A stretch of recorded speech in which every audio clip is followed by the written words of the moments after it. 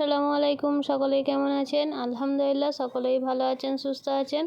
আজকের একটি recipe video share করব, সেটি হচ্ছে গরুর মাংস আলু দিয়ে। তাই এখানে 1 কেজির মতো গরুর মাংস নিয়েছি। মাংসটাকে ভালো করে পরিষ্কার করে ধুয়ে নিয়েছি।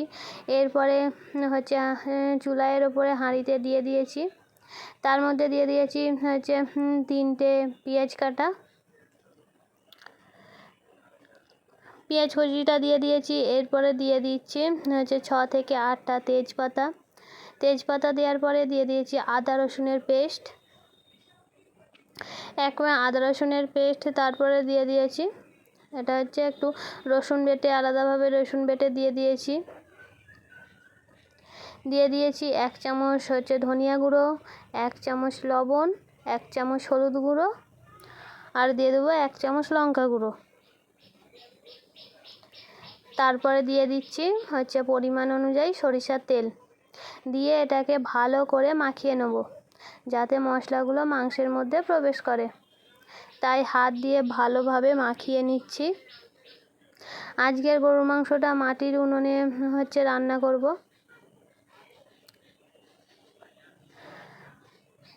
ভালো করে হচ্ছে মাখিয়ে নিয়েছি এবং মাখিয়ে নেওয়ার পরে এটাকে এবারে হচ্ছে উনুনের ওপরে বসিয়ে দেবো। ঢাকনা দিয়ে বসিয়ে দিয়েছি। আর এই দিকে হচ্ছে মাংসের জন্য আলু দেবো, তাই এখানে আলুটাকে ভেজে নিচ্ছি। তেলটাকে ভালো করে গরম করে নিয়েছি। তারপরে কেটে রাখা আলুটা ওর মধ্যে দিয়ে দিয়েছি। এবার আলুতে দিয়ে দিচ্ছি স্বাদ মতো লবণ, আর দিয়ে দেবো অল্প পরিমাণ হলুদ গুঁড়ো। দিয়ে হচ্ছে আলুটাকে ভালো করে নেড়ে চেড়ে নিতে হবে।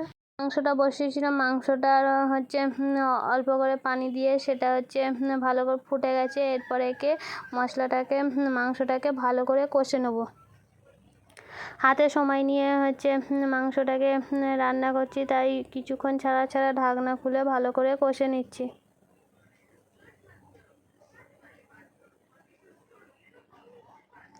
এখানে আলুটা ভাজা কমপ্লিট হয়ে গেছে। এরপর আলুটা নামিয়ে নেব। দেখুন কালারটা চেঞ্জ হয়ে আসছে। যত হচ্ছে কষে কষে রান্না করবেন তত হচ্ছে স্বাদটা খুব সুন্দর হবে মাংসের। তাই আমি কিছুক্ষণ ছাড়া ছাড়া ঢাকনাটাকে খুলে ভালো করে হচ্ছে কষে নিচ্ছি, নাড়াচাড়া করে, যাতে না তলায় বসেও যায়। উনুনের আঁচটা থাকবে একদম মিডিয়াম, না হলে তলায় বসে যাবে আর এইদিকে হচ্ছে ভালো করে সেদ্ধ হবে না। কিছুক্ষণ কষার পরে এতে দিয়ে দিচ্ছি গরম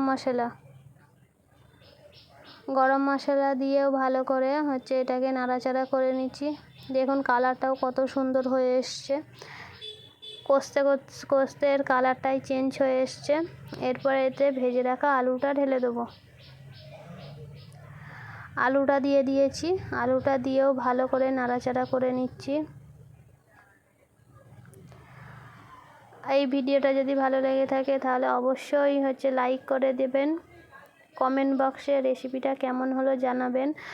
আর আমার ভিডিওটা আরও পেতে তাহলে চ্যানেলটাকে প্লিজ সাবস্ক্রাইব করে দেবেন। এখানে আলুটা দিয়ে ভালো করে কষে নিয়েছি। এরপরে এতে পরিমাণ অনুযায়ী পানি ঢেলে দেবো, যাতে আলু আর মাংসটা একটু ডুবে ডুবে মতো থাকে। তাই এটাকে হচ্ছে ভালো করে কষে নিয়ে পরিমাণ অনুযায়ী এতে পানি ঢেলে দিচ্ছি। এরপরে মাংস আর আলুটা সেদ্ধ হওয়ার জন্য অপেক্ষা করব, ঢাকনা দিয়ে দেবো।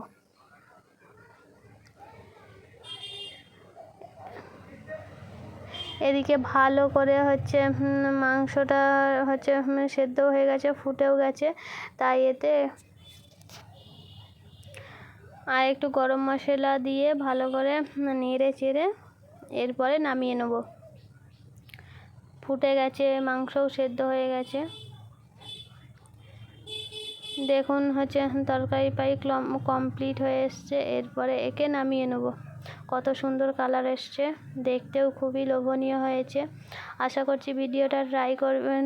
রেসিপিটাও যেমনভাবে রান্না করেছি ফলো করে আপনারাও রান্না করবেন, খেতে ভালোই লাগবে। কত লোভনীয় হয়েছে। সামনেই তো কুরবানির ঈদ, তাই এইভাবে মাংস রান্না করবেন, সবাই পছন্দ করে খাবে।